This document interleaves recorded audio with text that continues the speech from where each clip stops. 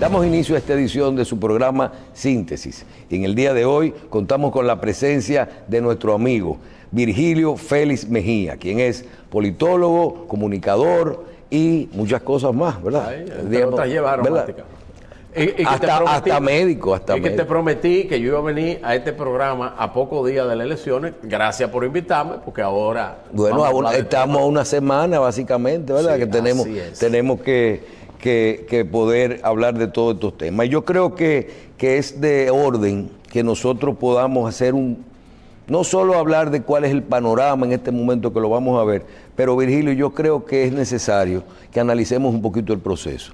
Porque aunque son unas elecciones que realmente mucha gente dice que son flojas, pero es por el tema de la definición prácticamente en las encuestas tempranas. Yo le he llamado que es un efecto de España boba, yo le he llamado la campaña boba.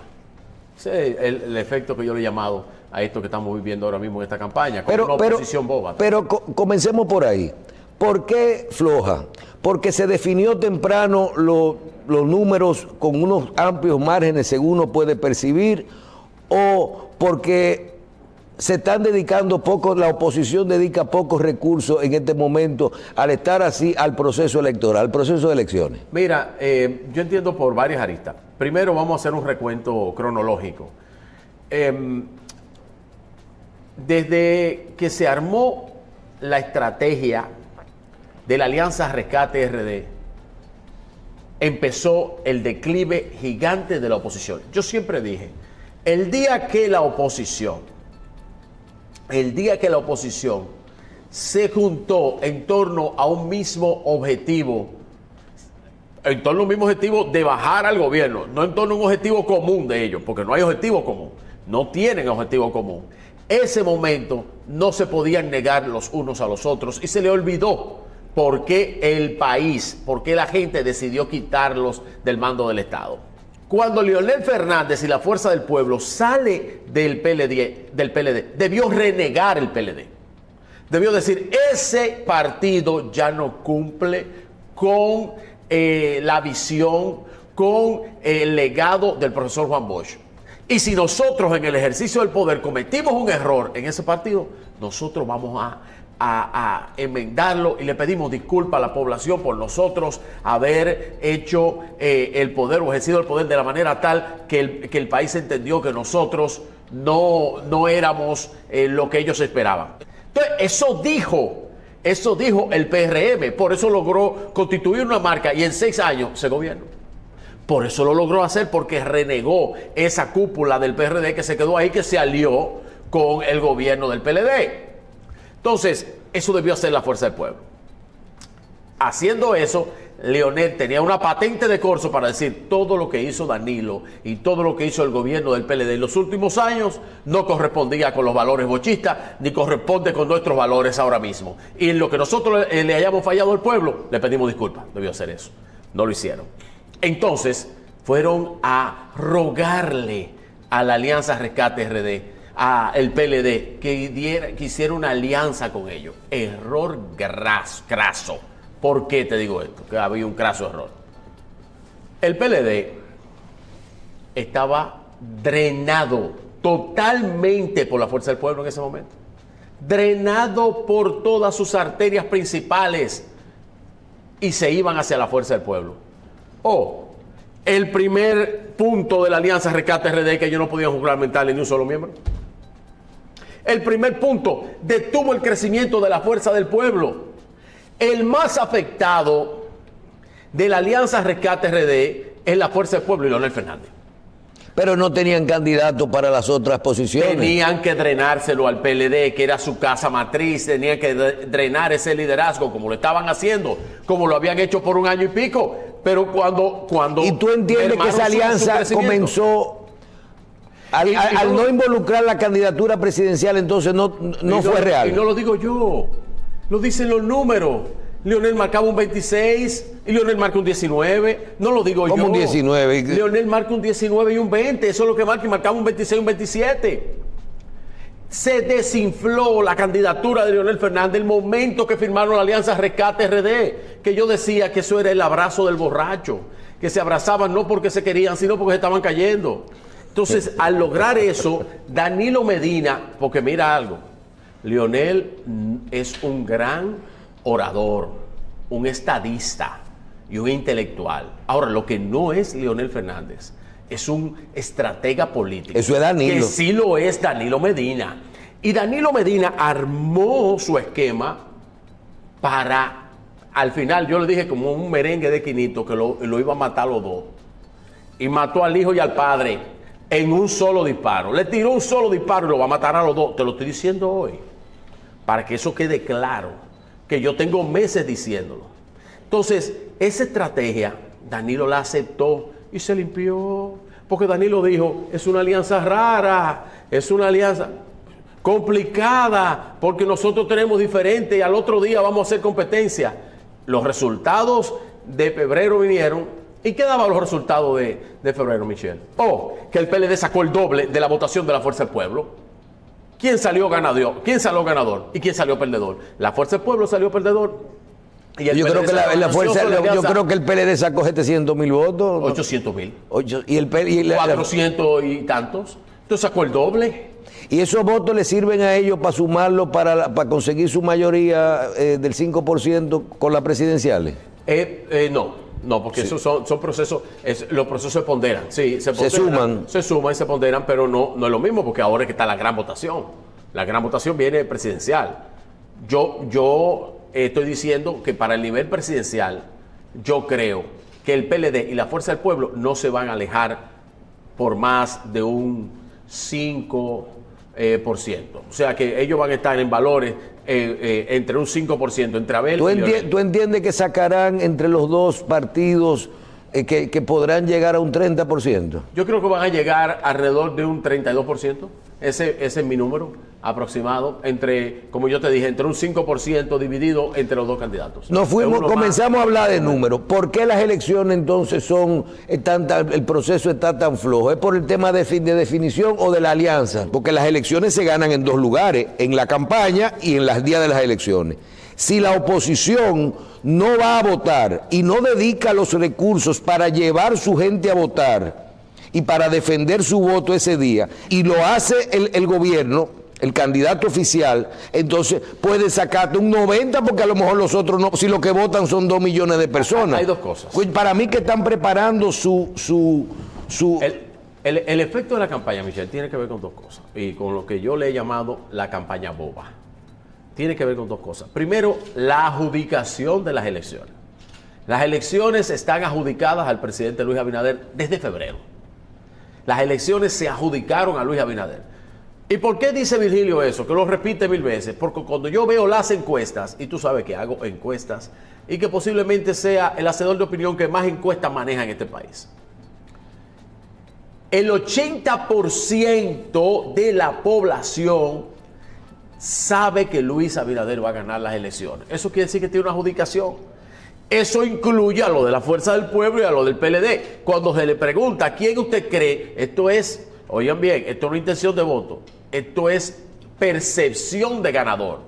¿Quién usted cree que va a ganar las elecciones presidenciales? Luis Abinader. Sí, eso no es quien yo quiero, ni por quién. No, eso es un 80%. Entonces, eso te da un proceso de adjudicación. Entonces, ¿tú crees que entonces la oposición no va a invertir esos recursos en esas elecciones para perder? Yo dije que las elecciones, que esos cuartos que le dio la Junta, ese dinero que le dio la Junta a los partidos de oposición, ellos se lo van a liquidar, como dicen popularmente. ¿Y no será que ya lo debían? No, ellos se van a liquidar con ellos. Una gran parte ellos se van a liquidar con ese dinerito ahí. Van a hacer algunas cosas que no debieron. Yo lo que no entendí, si la Junta tenía una postura, después la Junta cambió y dijo que sí, y el gobierno, para facilitar el proceso democrático, pues se lo cedió, pero no había que darle esos cuartos. Entonces, en febrero se dio el golpe final de la adjudicación de las elecciones a Luis Abinader. Ese derrotismo de haber perdido todo, la oposición, ocasionó que la gente tuviera confianza en las encuestas que estaban midiendo el proceso electoral y que fueron certeras, como fue el caso del Centro Económico del Cibao y otras tantas, pero Centro Económico se va porque midió los municipios, los más de 30 más grandes municipios del país, y no falló en ninguno. Y cuando dio ese resultado, la gente dijo, oh, pero es verdad lo que decía la encuesta, todo está derrotado. Y la gente sabe, y hay gente que dice, yo soy del PLD, yo soy de la Fuerza del Pueblo. Algunos que queden del PRD, porque de eso no queda mucha cosa, dirían, yo voy a votar por mi partido, pero yo sé que lo iba a ganar. Y ahí hay un efecto que tú ahorita lo dijiste. No lo profundizaste ahí, que es el voto de cola. ¿Cuál es el voto de cola? El que se para en una fila de las elecciones y no sabe por quién va a votar. Y no quiere votar su voto, no quiere. Hay dos tipos, esto es una corrección gramatical, esto es gramatical. No quiere votar con B larga su voto con B corta. No quiere echarlo, que se pierda. Entonces la gente dice, coño, ¿por qué va a ganar Luis? Entonces vota por Luis, le marca a favor de Luis Abinader. Ese voto. Y eso produce un voto también interesante que fluctúa entre un 2% y un 4%. ¿Qué está en juego en este proceso? Está en juego quién va a ganar las elecciones. Está en juego si el presidente Abinader sacara más del 62%. Está en juego si lo que va a haber, si está tan definida la candidatura, si lo que hará es segunda vuelta. Está en juego solo 6 o 7 senadurías en el país. ¿Qué es lo que está en el proceso? Primero, la presidencia no está en juego. La presidencia, las elecciones, vuelvo y digo, están adjudicadas a Luis Abinader, las elecciones presidenciales. Pero la segunda vuelta, ¿está en juego? No, es que no hay segunda vuelta. No puede haberla porque no hay forma de tú contrarrestar esa maquinaria en que se ha convertido el PRM. Pero usted está muy seguro. Es que el PRM de hoy se parece electoralmente al PLD del 2016. Se parece. Tú tienes que mirar, hacer esa analogía histórica. Y que la maquinaria del gobierno, la maquinaria de estar en el gobierno, los recursos. Es que el PRM aprendió de lo que hizo el PLD mejorado, sin aupar la corrupción, sin aupar la falta de transparencia. ¿Pero el PRM o Luis? Yo creo que el PRM es un partido ya maduro y Luis se ha convertido, el presidente Abinader se ha convertido en un estratega político que sorprende a todos los analistas políticos de este país. Las elecciones presidenciales no están en juego. ¿Qué está en juego? La permanencia partidaria. La permanencia partidaria del PLD o de la Fuerza del Pueblo. Liderazgos. ¿Quién va a sacar el segundo lugar en juego? Exacto. Eso es la batalla por el segundo lugar. ¿Quién se va a quedar en segundo lugar? Y te voy a decir algo. En cuanto a las presidenciales, parece que Leonel se va a quedar en un segundo lugar. Yo no estoy seguro con las congresuales. Yo no estoy seguro. Yo creo que en ese lugar los candidatos el PLD va a tener más candidatos, va a tener más puestos. Y usted que es un experto en encuestas y en números y todo eso, cuando se trata de una alianza, sí, porque ellos tienen alianza en... No, pero es una alianza rara. Tú no puedes definirlo así. Es que ellos tienen alianza en puestos senatoriales. Pero si en diputados no tienen alianza. En diputados no tienen alianza. No, los diputados van solos de cada quien. Por eso que Danilo decía que una alianza rara. Entonces, esos diputados van a trabajar para los votos de su partido. Que oye algo. Qué bueno que tú me tratas ese tema. Eso por el método de Homs. Sí, por el método Homs. Hay un problema ahí. Porque hay diputados que quieren salir de esa candidatura. Diputados de la oposición.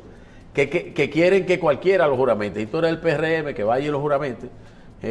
Para ellos poder tener eso como aval de que ellos se quieren ir para no gastar el dinero, porque no saben que sus candidaturas están derrotadas y no tienen los recursos para mantenerlas.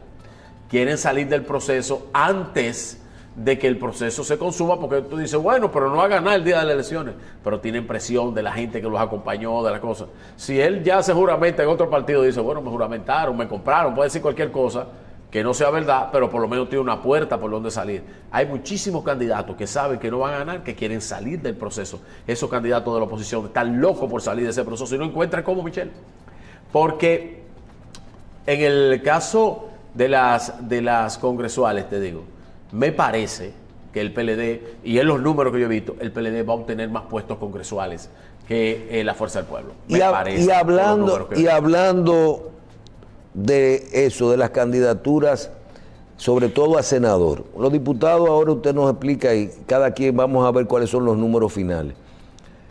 Pero en el caso de los senadores, 32 senadores, nosotros vemos bastante definido, por lo menos 25, 26, en el caso del Partido Revolucionario Moderno y sus aliados, competencia en 6 o 7. Usted no ve demasiado fuerza, presión, esfuerzo de parte del gobierno hacia la candidatura del senador del Distrito Nacional, Guillermo Moreno. Ese apoyo de un candidato bueno, que representa ha sido un candidato presidencial, creo que sacó 80,000 o 90,000 votos en las elecciones pasadas y todo esto, pero una persona que posiblemente el día que gane, al otro día ya es oposición dentro del Senado. Posiblemente es así. Ahora, no convenía darle un poco de espacio a Omar Fernández, sabiendo el proceso político que hay, lo que hay, porque usted ve que hay demasiado esfuerzo del gobierno. ¿Qué gana tanto el gobierno con estos votos? Yo creo que Omar despertó varios demonios dentro de la fuerza política oficialista. ¿Omar marca más que su papá? Omar en el distrito, sí. No, como candidato. Es verdad que tiene menor rechazo. Medirlo a la demarcación. Sí, Omar marca un 15%, 16% más que su papá. ¿Qué fue lo que despertó Omar a los 16 candidatos presidenciales del 28? Despertó mucha atención. Primero despertó la atención del PLD. Su propio aliado. ¿Por qué Danilo no le ha levantado la mano?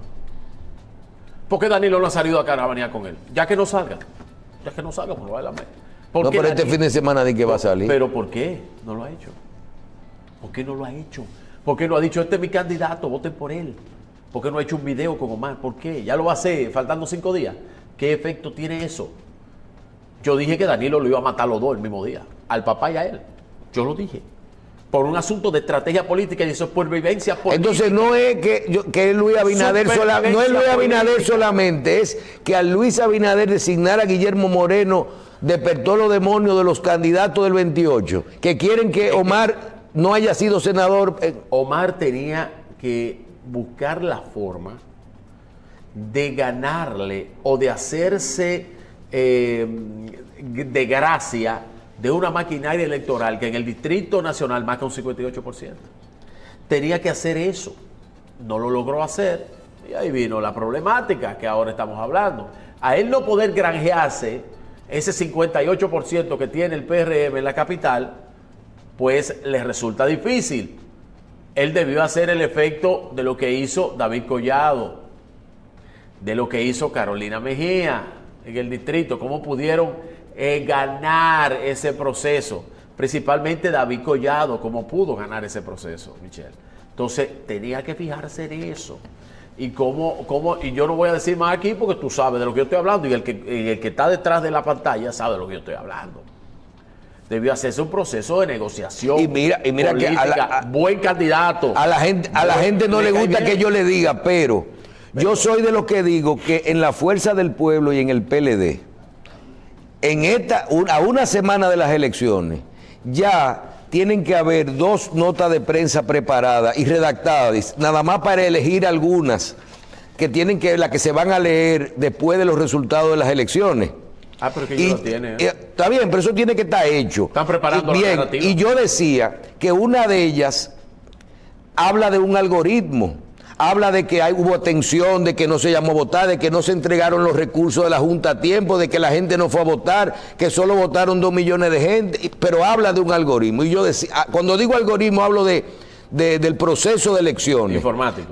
O de informático, o de delegados, o de la Junta, de algo. Pero yo pregunto, si Omar gana sus elecciones, ¿no hay algoritmo?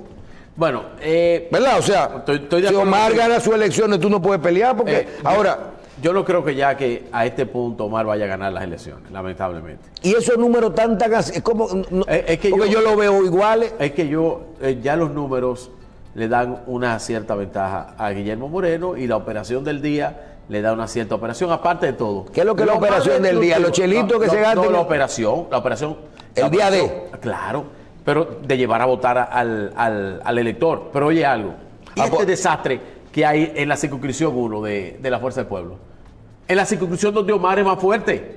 Tú le tienes un lío armado por el capricho político de uno de la directiva de la... Pero de la ya sacaron a Paz y todo eso. Sacaron a Rafael Paz, el que más marca en las encuestas. El que más marca en las encuestas es Rafael Paz. Y lo sacaron porque hay dos que tienen ganancia de sentencia, como lo es Andy Morales y como lo es Robert Martínez. No lo pueden sacar porque ya tiene una sentencia que le dan derecho a ellos. Y el otro que se quedaba era el señor Francisco Guillén. Y Francisco Guillén es hijastro del señor Radamés Jiménez. Y Andy es el asistente del señor Radamés Jiménez y lo tiene ahí en la boleta. Y Robert, que es regidor, tiene derechos adquiridos por sentencia. Entonces, ¿a quién dejaron?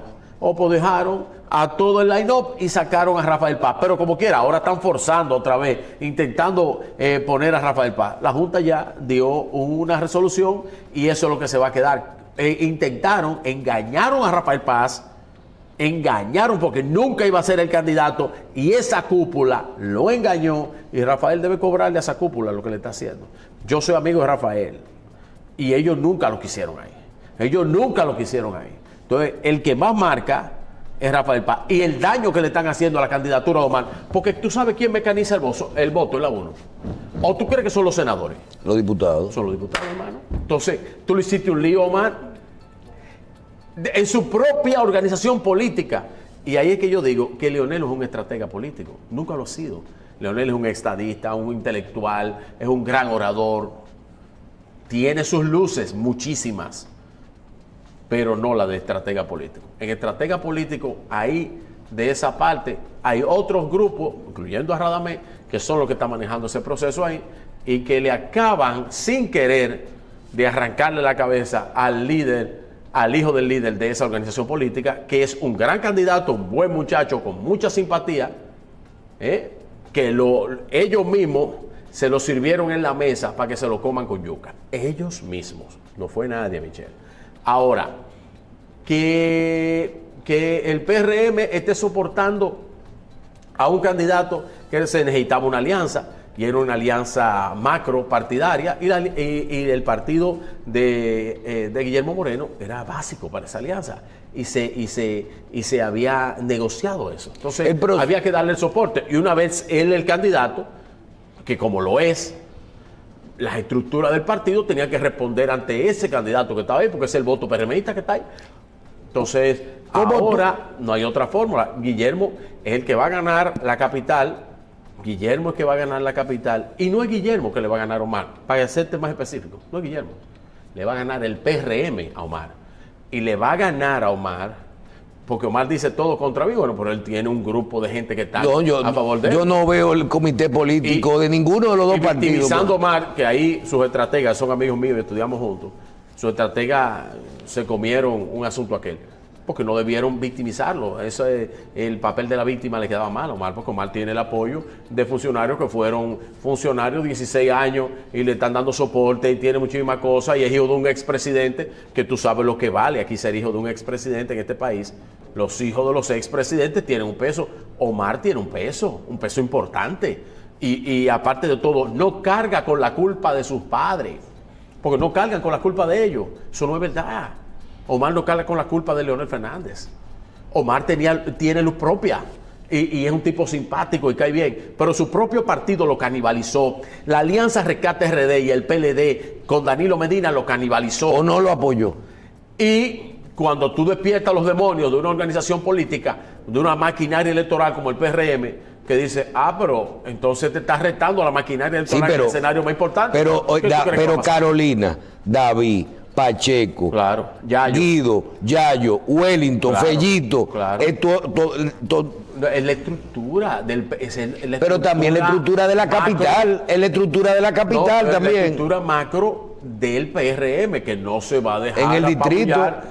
Entonces, él no hizo... La negociación la debió hacer él y su padre. Y él sabe lo que yo estoy hablando. Él y su padre debieron negociar una serie de cosas políticas, que le hubieran ayudado a él a preservar su candidatura. Ahora, si no, yo creo que con este lío que han hecho en la 1, que es el lío que le ha dado el tiro de gracia a él, y el otro tiro lo va a dar Danilo, que es el que le va a dar el tiro de gracia a él, él debió quedarse como diputado, ser vocero de la Cámara de su partido, y él hubiera logrado mejores cosas, porque ya como quiera, yo creo que Omar ganó.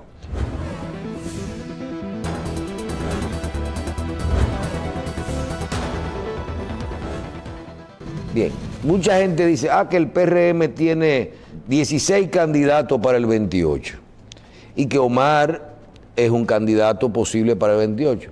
Pero Leonel Fernández será el candidato de la Fuerza del Pueblo en el 28. ¿Tú crees que Leonel, con los resultados de este proceso, asumiendo que pase lo que dicen las encuestas, un segundo lugar, pero un segundo lugar presidencialmente, Leonel puede, ¿tú entiendes que termina ahora o que continúa en el 28? Yo creo que Leonel va a continuar por un asunto de esa mente caudillista que tiene, ¿verdad? Los que han pasado por la cosa pública. Es lamentable, yo creo que le debiera dar espacio. Todavía él no siente que su partido se ha consolidado. Su partido le falta mucho. Estos hechos te determinan que su partido le falta mucha madurez política, mucho liderazgo político. Todavía queda mucho liderazgo rancio ahí en la Fuerza del Pueblo, y él quiere lograr que su partido evolucione un poco más.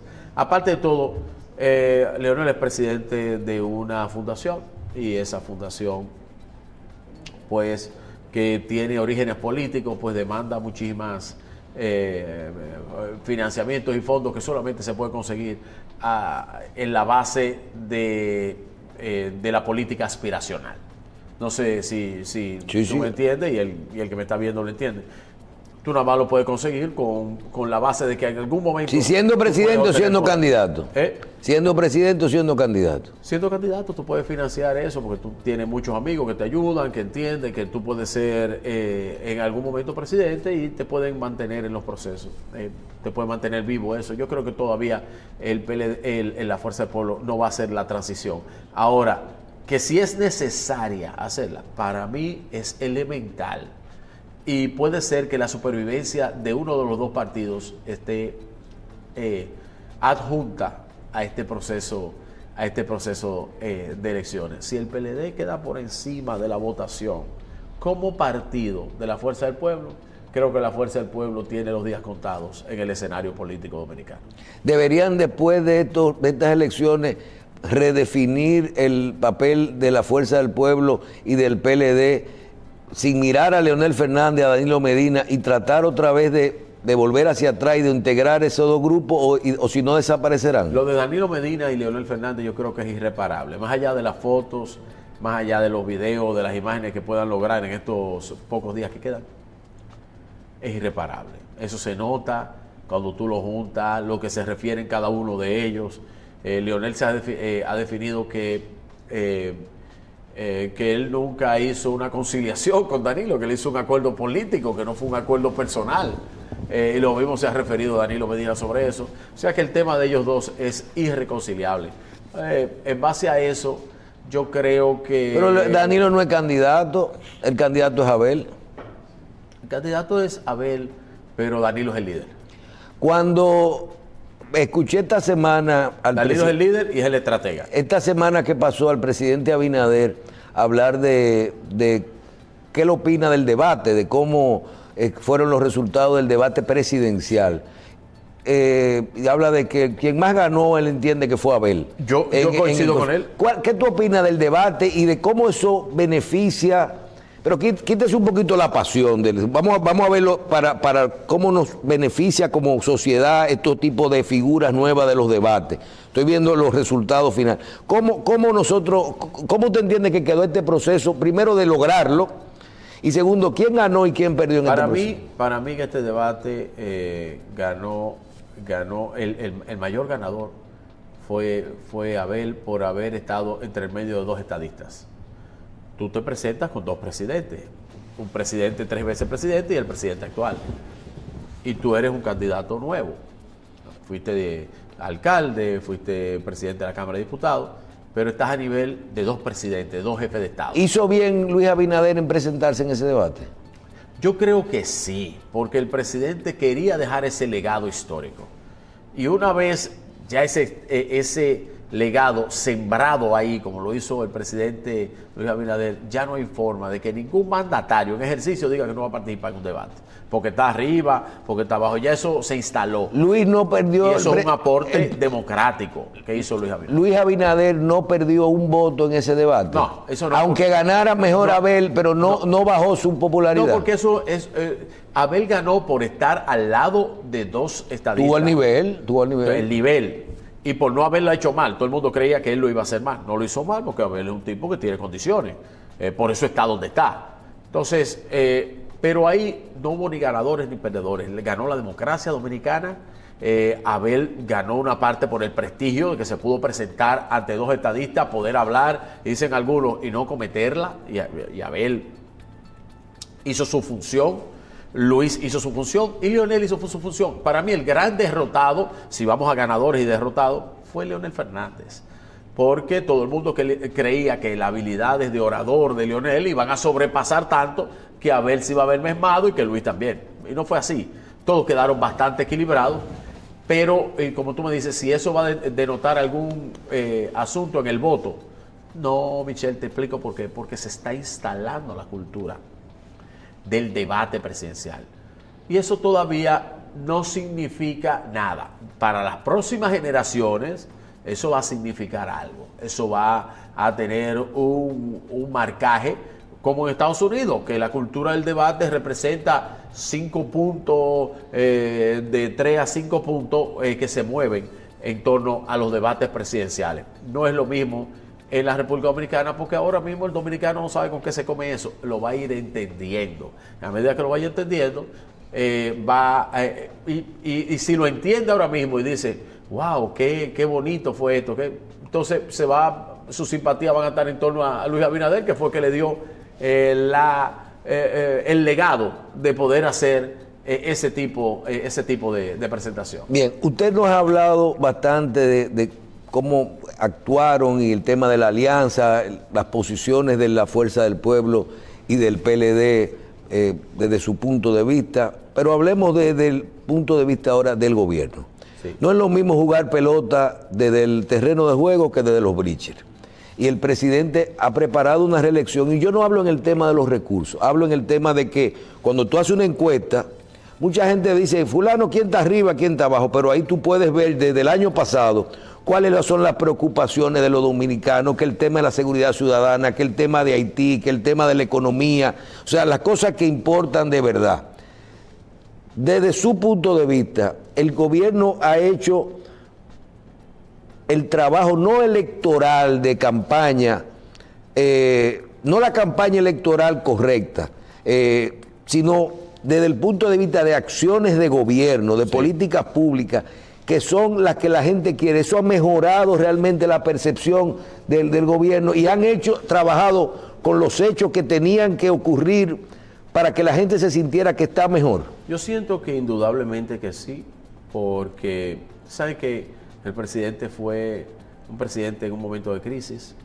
Luis Abinader asumió el país, un país cerrado, con enfermos, porque había una pandemia, y el país estaba enfermo, la gente moría, necesitaba medicamentos, necesitaba vacunas. ¿Y todavía se puede hablar de pandemia? Se puede hablar de pandemia porque para nosotros pasó hace un año y todavía sus efectos son significativos en la economía. Hay países que no han arrancado en su crecimiento. La República Dominicana tuvo la ventaja de tener un crecimiento positivo. No decreció, pero tuvo un crecimiento positivo. Por lo menos puede hablar de eso. Pero el hacer un anuncio de más de 650,000 empleos, de la apertura del sector de zona franca, del sector de construcción, hablar de los financiamientos, hablar de todo lo que tiene que ver con el campo y la agropecuaria, hablar con la industria, por ejemplo, del turismo, con más de 10 millones de turistas. El primer país que se abrió al mundo fue República Dominicana. Y el tema de Haití, ¿usted entiende que se manejó bien? Sí, en un momento cierren esta vaina, que estamos dando el trato al que entra. El tema de Haití se manejó bien. Yo creo que el tema de Haití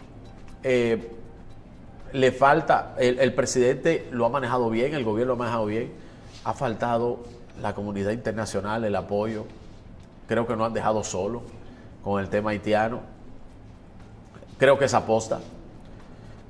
Yo creo que a nosotros siempre nos ha hecho falta, y si tú me dices, ¿en qué le hizo falta al gobierno? Bueno, yo creo que le hace falta un poco de lobby. Nosotros debemos hacer más lobby. ¿De lobby internacional? Lobby internacional, que ahí Haití siempre nos ha ganado el escenario.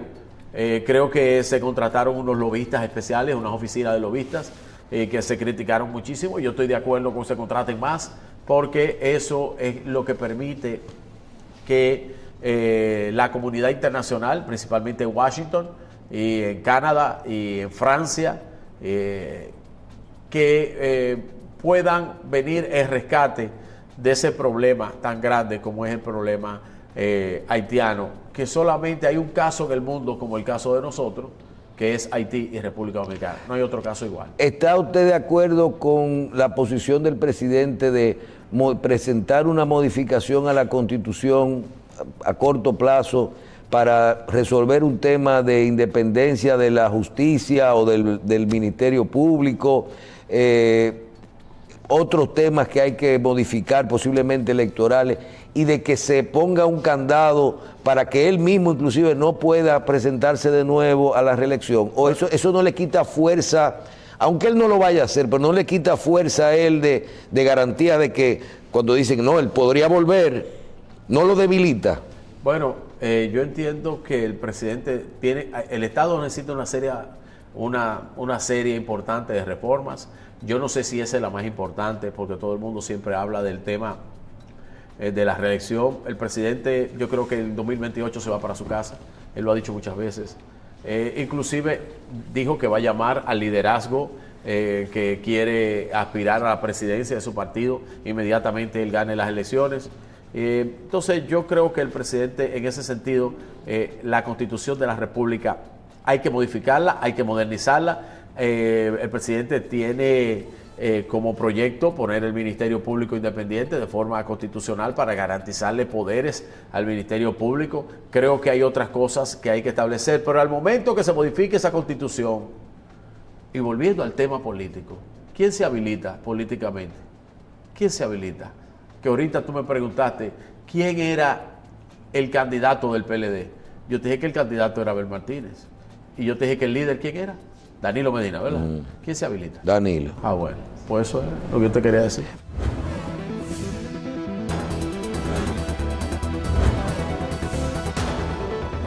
Dos temas finales. No es lo mismo la encuesta que los resultados. No. Hoy, a una semana de las elecciones, usted nos ha dicho mucho que maneja todas las encuestas y todo. Y yo soy de lo que digo que las encuestas de los últimos 15 días, ya las encuestadoras no se arriesgan a mucho porque los resultados tienen que parecerse. Primero, ¿cuáles son los números a una semana que usted maneja promedio de cómo andará esto en condiciones normales, con porcentajes de votación normales, y que ya por la estadística que hay, uno tendrá muy poca forma de variar? Yo creo que el presidente Luis Abinader va a ganar en primera vuelta con un resultado superior al 60% del electorado nacional. El margen va a estar entre 62 y 65. No creo que va a ser más de ahí. Puede ser que haya una sorpresa si hay un proceso de abstención electoral. De la oposición. De la oposición, creo que la Fuerza del Pueblo va a rondar entre un 19 y un 20, pudiera ser hasta un 21. Pero eso es lo que usted cree. Yo le hablo, las encuestas no están diciendo eso. Ok, claro, esos son números. No lo que yo creo. No, porque usted se me va a arriesgar al final y me va a hacer su predicción, porque vamos a hacer un programa en 15 días. Mi predicción, a mí me gusta orientarla a los hechos de los números. No quiero hablar por mi opinión personal, porque todo el mundo sabe que yo tengo simpatías. Hay gente que no las tiene. Yo tengo simpatías políticas por el presidente Luis Abinader. Lo he dicho muchas veces y lo he dicho desde el primer momento, porque yo no soy periodista, como lo dije. Soy comunicador, soy político que habla por radio, televisión e internet. Y soy politólogo universitario. Doy clases de politología, así como doy clases de marketing y otras materias más en las universidades. Entonces, en la opinión de los datos, en el lenguaje de los hechos, de los datos, Luis Abinader ronda entre más de un 60%, con un 62 a un 65. Leonel Fernández va a rondar entre un 19 a un 21%, llegando máximo a un 21%, y Abel Martínez creo que va a estar entre un 13 a un 16. Por eso es que yo digo que el margen entre Leonel y Abel va a ser 5%, entre uno de y los como dos. Partido a nivel de las congresionales, ¿usted cree que puede Yo creo ocurrir? que el PLD va a tener, entonces ahí se van a virar los casos. Ahí la Fuerza del Pueblo va a tener 15 y el PLD va a tener un 20 aproximadamente. De los diputados. No, del % de votos. Los diputados no, porque los diputados depende del método de Hond y depende de otros candidatos que saquen mayor votación. En los diputados estamos hablando de que el Partido Revolucionario Moderno va a tener 145, 140. O sea, tendrá las 2/3 partes del Congreso, parte, el sí. Congreso. Y en Sí. los senadores también. En los senadores hay ahora mismo 4 puestos senatoriales en pleito. 4. Ah, no son 7. No. Hay uno que tú lo dices por el margen, porque yo sé que tú tienes la misma información que yo, por el margen que es corto, que menos de un 5%, que están ahí. Pero, o sea, en ventaja la de oficialismo, pero un 5%.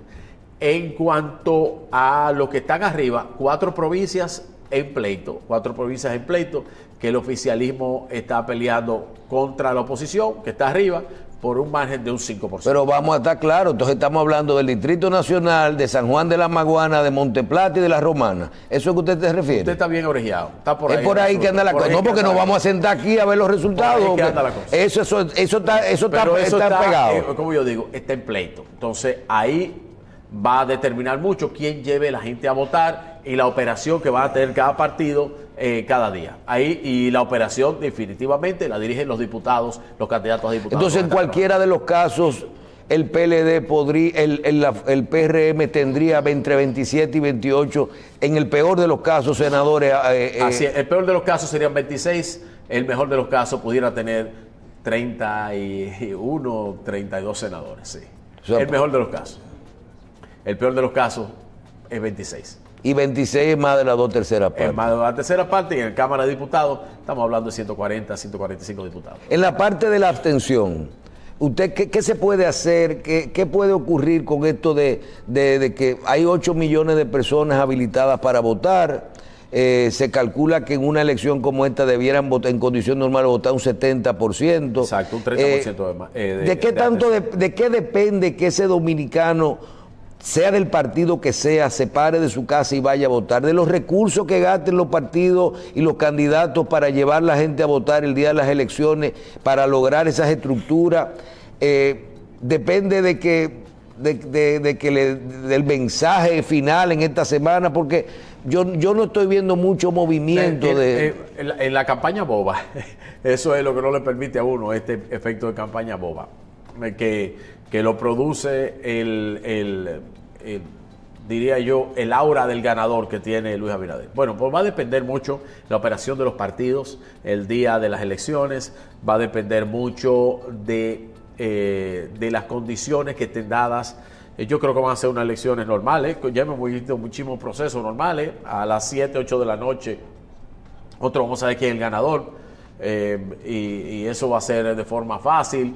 Van a haber inconvenientes, como siempre hay, en un punto o en algo del país, pero yo creo que no va a haber mucho problema. Ese llamado que está haciendo la oposición a quemar carpa y hacer cosas es un disparate. Es parte de la narrativa, lo que yo le he llamado el discurso del manual del perdido. No sé si me has escuchado hablando de eso, donde el tema 3, capítulo 2, dice lo siguiente: vamos a incitar a la violencia, vamos a llamar pero es parte de la narrativa, del proceso, del discurso del manual del perdido, que eso es lo que dice la Junta anotando condiciones, me compraron cédula, todo eso es un discurso, una narrativa que ya ellos la han ido adelantando, como bien tú señalaste ahorita, pero que al final ya este país está acostumbrado a eso, y que el discurso de las piedras y palos de Juan Bosch en 1966 no funcionó porque Juan Bosch era el llamado a ganar las elecciones, porque había venido de un proceso de que lo habían relevado a él del poder,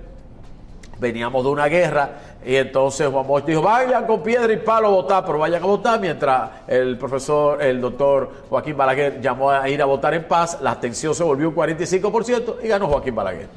Bueno. O sea, si la abstención ellos la provocan, la oposición la siguen provocando, pues peor para ellos, porque la maquinaria del PRM, la maquinaria electoral y política del PRM va a llevar a su gente a votar y ahí el que van a tener problemas son ellos. Bueno, lo importante de todo esto es que usted y yo nos vemos el día 20 o día 21 claro. A ver cómo pasó usted cumplió sus predicciones, porque ya es una semanita para esto. Tú cumpliste tu compromiso de invitarme y yo cumplí mi compromiso de venir antes de la elección y aquí estoy. Así que yo vengo después. Bien. Virgilio Félix Mejía, quien es politólogo, comunicador, gracias por estar con nosotros y a ustedes por su audiencia de esta semana en Síntesis.